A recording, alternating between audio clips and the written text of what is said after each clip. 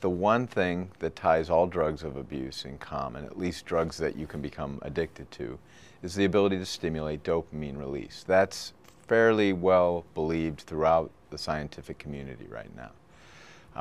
Whether it be nicotine, alcohol, marijuana, cocaine, amphetamine, heroin, all of these drugs stimulate dopamine release. And that is a major event, perhaps not the only event, but the major event in what makes them reinforcing, rewarding, and makes you want to do them again, so to speak. So while they have other effects in other brain regions, their effect on the dopamine system is all the same. And that's really the one event that makes them all addictive.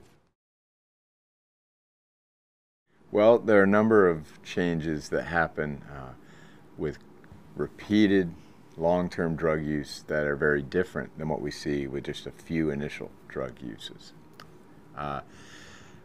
One of the things that happens is that there's changes in the cell's biochemistry. They increase the amount of some proteins and decrease the amount of other proteins. But what that does is it changes the whole balance of how the cell responds. And in the brain, what that means is it either makes the cell more excitable or less excitable. That's basically what brain cells do. They transmit information, and they either do it more or they do it less.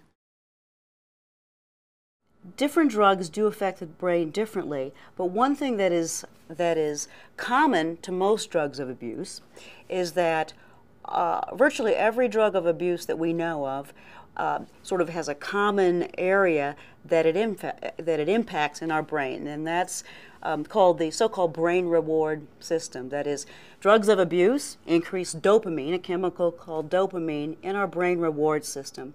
And it's that dopamine, when it bumps up, that seems to be what's pleasurable or really reinforcing about drugs of abuse.